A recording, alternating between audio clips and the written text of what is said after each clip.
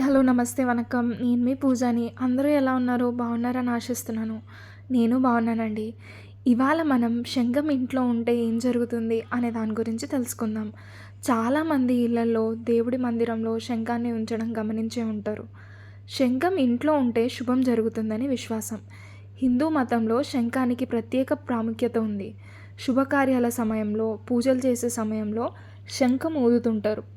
అంతేకాదు, వాస్తు దోషాలను తొలగించడంలోనూ శంఖం ఉపకరిస్తుందని జ్యోతిష శాస్త్ర నిపుణులు చెప్తున్నారు.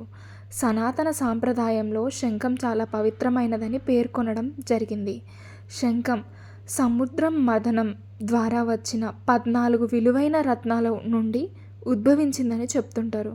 శంఖం ఇంట్లో ఉంటే లక్ష్మీదేవి కూడా ఇంట్లోనే ఉంటుందని విశ్వసిస్తారు. శంఖంలో నీటిని ఉంచి పూజలు చేసి ఆ నీటిని ఇంట్లో చల్లడం ద్వారా ప్రతికూల శక్తి తొలగిపోతుంది. ఇంట్లో పాజిటివ్ ఎనర్జీ వస్తుంది. మన చుట్టూ ఉండే వాతావరణం స్వచ్ఛంగా మారుతుంది.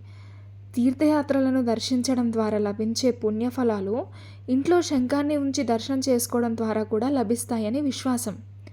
వాస్తుశాస్త్రంలో శంఖానికి ప్రత్యేక ప్రాముఖ్యత ఉంది. ఇంటి బలహీనమైన దిశలో శంఖాన్ని ఉంచడం వల్ల విజయం, కీర్తి, పురోగతి లభిస్తున్నాయి. ఇదండి ఇవాల్టి వీడియో.